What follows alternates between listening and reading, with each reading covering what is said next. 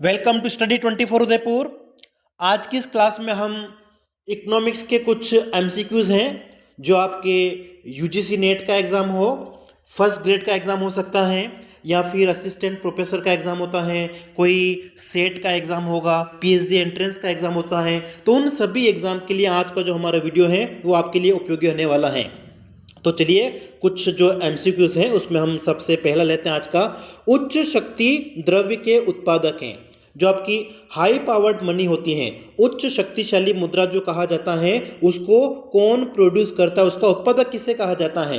तो किसी भी देश में जो मॉनेटरी अथॉरिटी होती है, देश का जो मौद्रिक प्राधिकरण होता है, वहाँ का जो सेंट्रल बैंक होता है जिसको हम केंद्रीय बैंक कहते हैं, और भारत के संदर्भ में केंद्रीय बैंक कौन सा आपका, reserve bank of India RBI.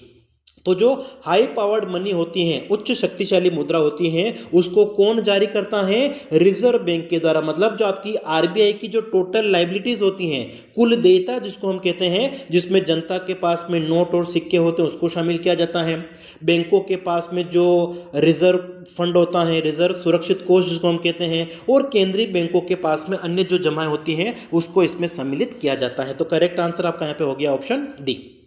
अगला देखिए, एक व्यक्ति जो अन्य कार्य तलाशने के लिए काम छोड़ता है।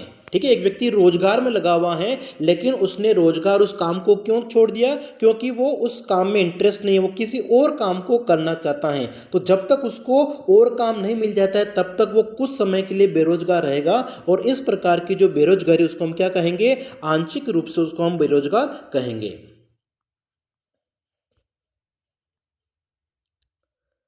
अगला देखिए, निम्न में से किस कथन से मिल्टन फ्रीडमैन असहमत होगा।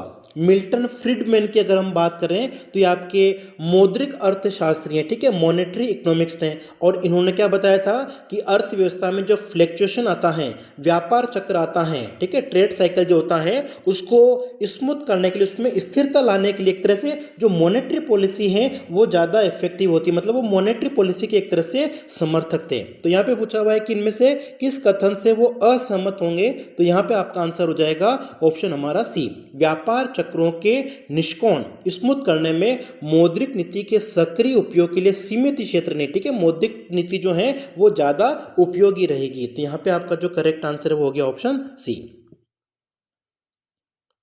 अगला है, मुद्रा गुणक और वांछित कोष अनुपात, ठीक है, मनी मल्टीप्लायर और रिक्वायर्ड रिजर्व रेशियो जो होता है उसमें गुणात्मक प्रतिलोम इनवर्स तभी तक हो सकता है जब तक कि, ठीक है, अगर हम बात करें तो जो आपका मनी मल्टीप्लायर होता है उसका फॉर्मूला क्या होता है, 1/RR, ठीक है, रिक्वायर्ड रिजर्व रेशियो जो होता है 1/R, मतलब दोनों के बीच में इनवर्स रिलेशन यहाँ पे होता है। और ये कब तक हो सकता है, इसमें कुछ एजम्पशंस है।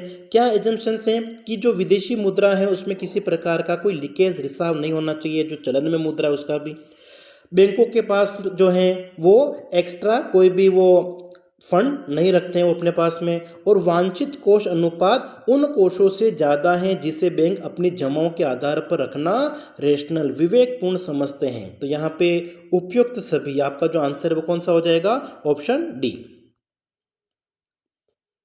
अगला है, मुद्रा प्रसार तथा बेरोजगारी के बीच अदला बदली ट्रेड ऑफ स्थिर रहता है, ठीक है, एक तो आपका हो गया इन्फ्लेशन, और दूसरा अनएम्प्लॉयमेंट की जो रेट है उनके बीच में ट्रेड ऑफ जो है वो स्थिर कब होगा।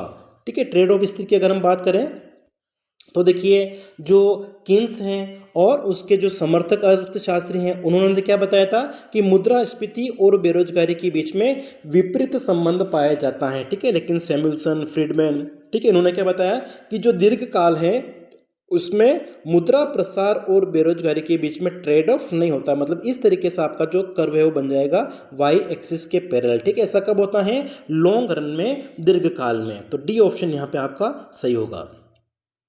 अगला है, गरीबी का दुष्चक्र, ठीक है, विशियस साइकिल ऑफ पॉवर्टी का प्रतिपादन जो है किसके द्वारा किया गया था, रेगनर नर्कसे के द्वारा। उन्होंने क्या बताया कि जो आय का निम्न स्तर है, ठीक है, वो क्या करेगा, बचत और निवेश के स्तर को नीचे की ओर ले जाएगा, और इससे गरीबी जो है, ठीक है, वो और गरीबी को उत्पन्न करती है, ऐसा उनका मानना था। तो गरीबी का दुष्चक्र का जो सिद्धांत है वो रेगनर नर्कसे के साथ जुड़ा हुआ है।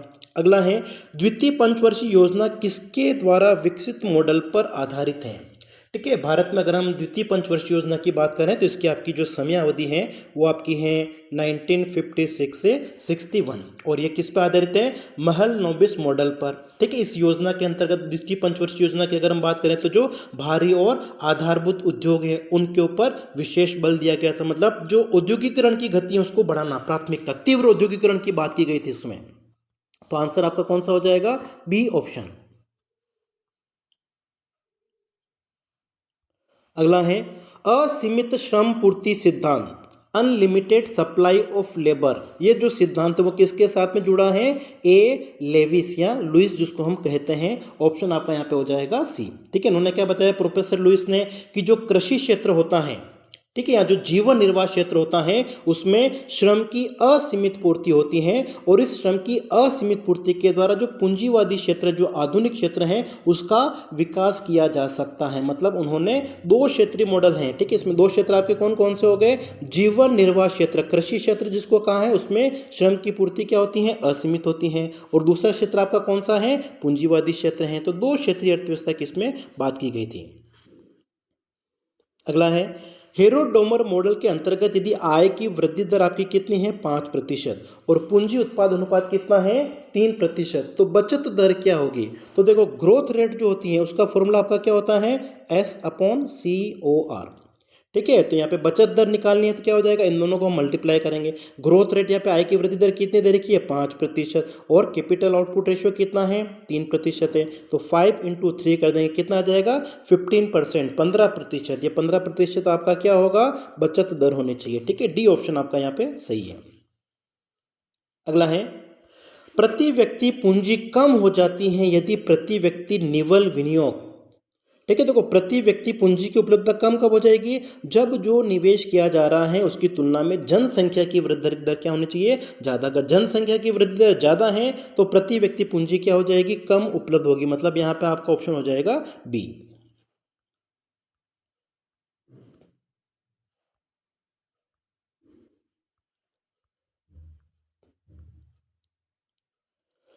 ठीक है, अगला देखिए, नव परंपरावादी विकास मॉडल में सीमांत बचत प्रवृत्ति में वृद्धि। तो इसमें आपका जो करेक्ट आंसर है वो हो जाएगा कि प्रति व्यक्ति स्थिर उत्पादन पूंजी में वृद्धि करती है। ठीक है, सी ऑप्शन आपका यहाँ पे नव परंपरावादी विकास मॉडल। ठीक है, ये आपका इसमें जैसे कि सोलो का मॉडल हो गया, मीड का मॉडल हो गया, काल्डोर का मॉडल हो गया। उसके बाद में है 10वीं पंचवर्षीय योजना में गरीबी घटाने का लक्ष्य। तो ये क्वेश्चन तो आपका क्या हो गया? पुराना हो गया। ठीक है, अब अगले जो एग्जाम आपके हैं उसमें कोई पूछने के चांस नहीं है। ठीक है, फिर भी इसमें गरीबी घटाने का जो लक्ष्य था वो कितना था? लगभग 5% के आसपास था।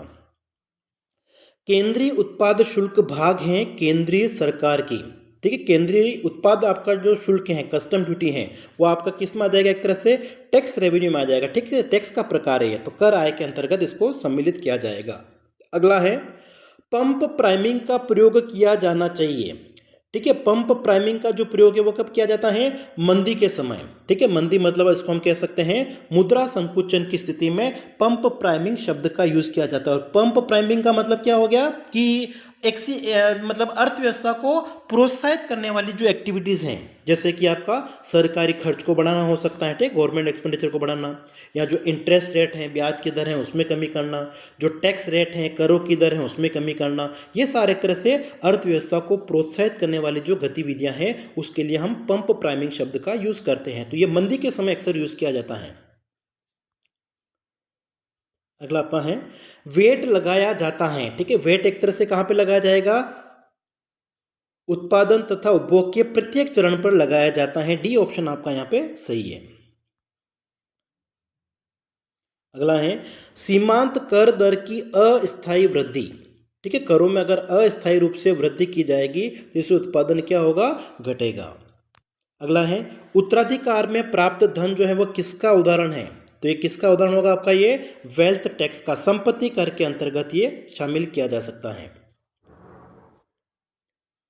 अगला है जब सरकार का व्यय उसकी कुल प्राप्तियों से अधिक हो।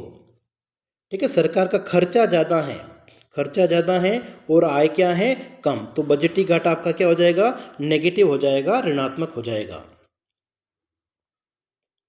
अगला है लेफर वक्र संबंध प्रदर्शित करता है। ठीक है, लेफर वक्र एक तरह से क्या बताता है, करों की दर और कुल आय के बीच में विपरीत संबंध को दर्शाता है। इस तरीके से आपका इसका वक्र बनता है। ठीक है, इधर हम क्या ले लेते हैं, टैक्स रेट ले लेते हैं इधर, और इधर हम क्या ले लेंगे, टैक्स रेवेन्यू कितनी है। ठीक है, दोनों के बीच में विपरीत संबंध को ये दर्शाता है। फिर आज का जो हमारा अंतिम प्रश्न उसको देख लीजिए। बाजार शक्तियों के द्वारा किसी एक वर्ष में रुपए की विनिमय दर प्रति यूएस 44 रुपीज़ से परिवर्तित होकर 46 रुपीज़ होती है। ठीक है, मतलब $1 की जो वैल्यू है वो पहले आपकी कितनी थी, 44 रुपीज़ थी, अब कितनी हो गई हैं, $1 की वैल्यू होगी आपकी 46। वो किस वजह से हुआ, ये बाजार की शक्तियों मतलब जो मार्केट फोर्सेस आपकी हैं, विदेशी मुद्रा की डिमांड और सप्लाई, मांग और पूर्ति के कारण अगर ऐसा होता है तो इसको हम क्या कहेंगे, डेप्रिसिएशन ऑफ डोमेस्टिक करेंसी। ठीक है, हमारी जो घरेलू मुद्रा है उसका मूल्यह्रास कहा जाएगा। और यही अगर सरकार अगर ऐसा कर देती है उसको हम क्या कहते हैं, डीवैल्यूएशन कहेंगे, अवमूल्यन कहेंगे। ठीक है, $1 का मूल्य आपका 44 रुपये है, अब कितना हो गया है, 46। किस वजह से हुआ है, डिमांड और सप्लाई के कारण, बाजार की शक्तियों के कारण, मार्केट फोर्सेस के कारण अगर ऐसा हुआ है तो आप क्या क्या है, डेप्रिसिएशन होगा। ठीक है, लेकिन सरकार अगर ऐसा करती है उसको हम क्या कहते हैं, डीवैल्यूएशन कहते हैं, उसको हम अवमूल्यन कहते हैं। तो यहाँ पे आपका करेक्ट आंसर कौन सा हो गया, ऑप्शन बी। तो आज की क्लास में इतना ही। किसी क्वेश्चन में अगर आपको किसी प्रकार की डिफिकल्टी आती है, ठीक है, कुछ में आंसर आपको अगर गलत लगता है तो कमेंट बॉक्स में आप उसको एक बार बताइएगा।